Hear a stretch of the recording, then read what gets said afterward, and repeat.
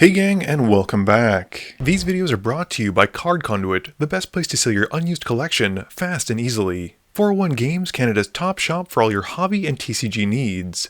Dragon Shield, the strongest sleeves for your strongest decks.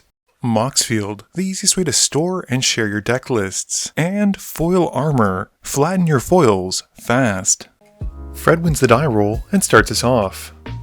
He draws, plays a Plains, and has a turn 1 play, but not what you think, with a Meek Stone, and passes. Hydra just has a tap Jungle Hollow, gaining 1 as it comes in. I play a Snow-Covered Forest, and pass. Mathieu's got a Dismal Backwaters, also gaining 1 as it comes in tapped. Fred's turn 2 has a Forest, and he's able to cast 3 Visits, going to find a land. Hydra has a Forest as well, and pays 2 for Hapatra. I've also got a Snow-Covered Forest because why break from the trend, paying 2 for Fanatic of Ronus. Mathieu's got an Island, and casts Invisible Stalker. Fred's turn has a Reflecting Pool coming in, and he's able to tap enough to cast Indomitable Ancients, passing after it resolves. Hydra's first main phase has a Snarling Gorehound coming in, and he casts Fyndhorn Elves, surveilling 1 from the Gorehound as it sees the elves enter. He then plays a Forest for turn, and going to combat, swings Hapatra at Mathieu. With her connecting, Hydra gets to put a counter onto my Fanatic, and makes a Snake token, surveilling again as it comes in. He then pays 1 green for Thirsting Roots, going to find a basic for hand, and passing. My turn has a Snow-Covered Forest coming in, and I then tap out for Bristling Hydra. As it comes in, I gain 3 energy, and pass turn. Mathieu's turn has him drawing and going straight to combat, swinging the Stalker at Hydra. Before damage, he ninjutsus in Yuriko, who connects and triggers herself. This has Matt revealing Connive and Conspire, dealing 9 to each opponent. Mathieu then plays an Island for turn, and he casts a Gurmag Lurker, shipping the turn after that. Fred's got a Windswept Heath, and 2 mana is tapped for Wall of Blossoms, drawing him a card as it enters. He then cracks the Heath, going to find a Canopy Vista, which comes in untapped because he has 2 basics. Fred then passes turn. Hydra's got a Swamp, and in his main phase casts Yawgmoth. He can more or less wipe the board by paying life at this point, but he resolves the Surveil trigger first from the Gorehound. He then decides to go to combat, swinging Hapatra at Mathieu, who blocks with the Lurker. Hydra then passes after that. I've got a Snow-Covered Forest, and then tap the Fanatic for 4 green since I have a creature that has 4 power or greater, and 2 lands to help use the mana for Throne of Eldraine, naming green as it enters.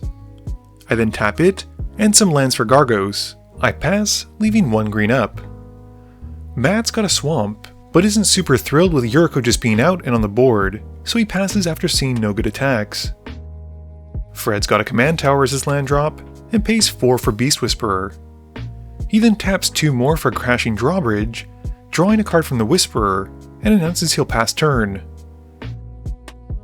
During the end step, Hydra sacrifices a Snake to Yawgmoth, losing a life and drawing a card to put a -1/-1 counter onto the drawbridge. He also has to make a new Snake token from Hapatra. He then goes through this loop 3 more times, taking out the bridge, and moving to his own turn. Hydra's got a lot of action in his hand, he says, and he starts off by casting a Blood Artist. With that on the stack, I cast Vastwood Fortification and target Gargos with it. This triggers Gargos' fight ability, and I have that target Yawgmoth. This is all to force Hydra's hand at least, and he has Yawgmoth and the Hapatra combo happen 8 times to take out Gargos. This has him losing 8 and drawing 8 cards. The Blood Artist then resolves, and Hydra counts up the toughness on the board. He does the loop again 27 times to wipe all of his opponent's creatures out, even after I try and use the energy for the Bristle Hydra to save it. Once the board is then wiped, he goes at Mathieu with Yawgmoth, the Gorehound, and Hapatra. Before letting them connect though, Matt is ready with an Aetherize, bouncing the attackers back to Hydra's hand. Hydra then moves to his second main phase, recasting Hapatra and passing. I untap and draw, playing Command Beacon, which I then sacrifice to put Gargos to hand. I then use the Throne and 2 lands to recast Gargos, and pass to Matt. Matt's main phase has him casting Rags, and it resolves, giving the board -2/-2, which deals with most of Arja's stuff. This gives Arja 3 Blood Artist triggers though, and he puts them all on Matt, draining him for 3 and gaining 3. Matt then passes turn. Fred's got 4 mana for Felothar in his main phase, and then uses his last 2 mana for Flumph and passes. Arja plays a Swamp, and then recasts the Snarling Gorehound. He then plays out Phyrexian Arena, and once that resolves, pays 1 black for a Dark Ritual to cast Yawgmoth. During his end step, I cast Gaia's Gift and have the Gargos fight trigger target Yawgmoth. And the spell then resolves, giving Gargos a +1/+1 counter, and we move to my turn. My turn has me tapping the throne for 4 to cast a Greater Good, and I then go to combat and swing at Arja with Gargos. Sadly, my commander doesn't have trample, so Arja just blocks it with the Gorehound. My second main phase then has a Hydra Broodmother coming in, and I pass after that. Metchu's main phase has him casting Dimir Locket, and we then see the Invisible Soccer again, and he passes after that. Fred draws and he puts to stack a Feed the Swarm, targeting my Greater Good, and rightly so. With the removal on the stack, I sacrifice my Hydra Broodmother, drawing 7 and discarding 3. He then swings Flumph and Felothar at Arja, dealing a total of 9.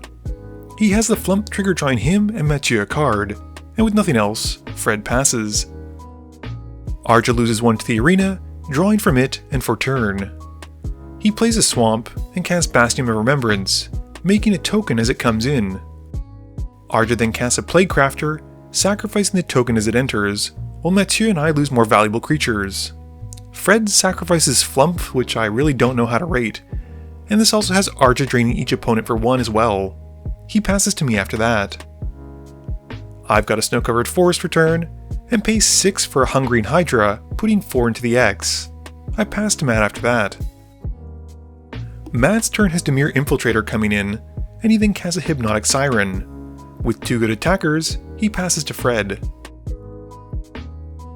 Fred's turn just has him casting Sylvan Library and passing. Arja's turn has him once more losing 1 to the arena, drawing and then drawing for turn. He plays out this game's first Soul Ring, and then casts an Obelisk Spider. Arja then moves to recast Hapatra, and with her on the stack, I use Bite Down and have my Hydra take out the Spider. This drains Arja's opponents for 1 with the Bastion trigger, and he passes once his commander's out. I've got a Snow-Covered Forest, and play Mana-Gorger Hydra and pass. Please note, I am very slow with adding the counters on this, but I'm pretty sure I don't miss any. Metchu's got a land for turn and plays an island. He swings at Arja with both of his creatures, and before damage, Matt ninjutsus in Yuriko for the Siren and an Ingenious Infiltrator for the Dimir Infiltrator.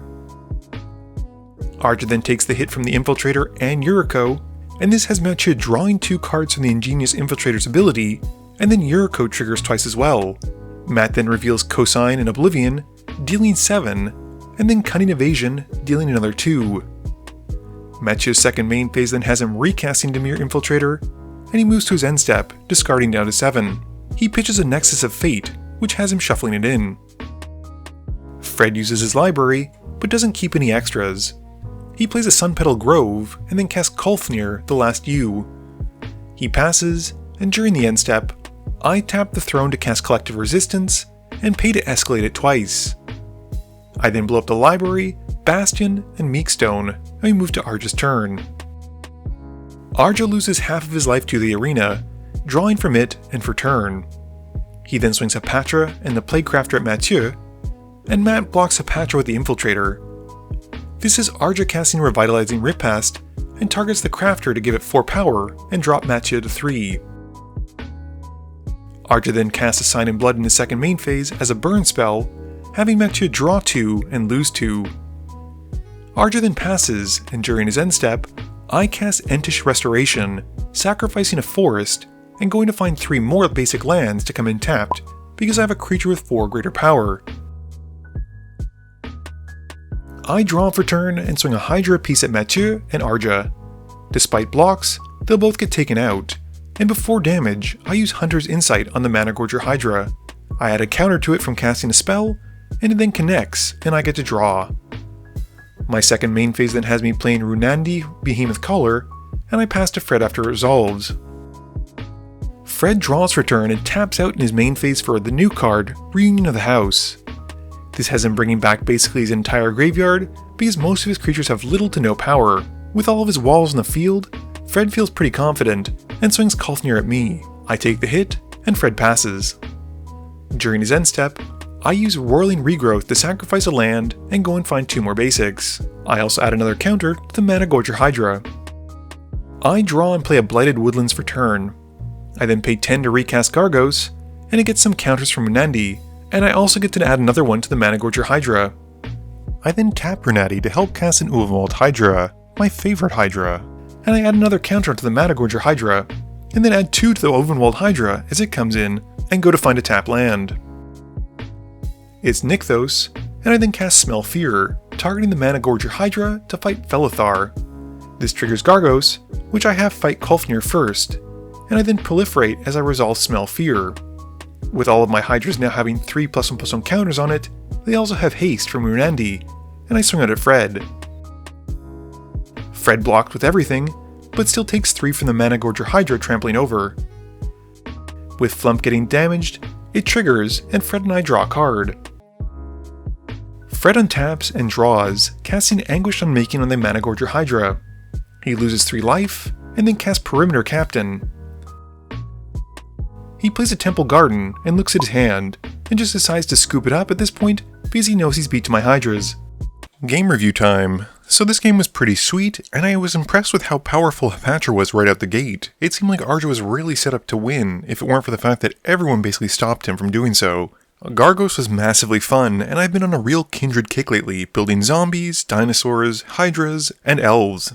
I'm not entirely sure what the strongest card this game was outside of Yawgmoth, but at least for me, I think it was Throne of Eldraine. It provided me with so much ramp, and had I not had Greater Good in my hand since the beginning, sweet card draw. Other than that, I think Mathieu's Yuriko deck did exactly what Yuriko does, which is hit with ninjas and reveal big cards, and unfortunately Fred's Felothar deck just played a bunch of defenders but never really got to attack with them. This video wouldn't be possible without the help from my sponsors, but it definitely wouldn't be possible without the help from you, the viewers, and my patrons. So I just want to say thank you for watching, and to remember, friends are just opponents you haven't eliminated yet.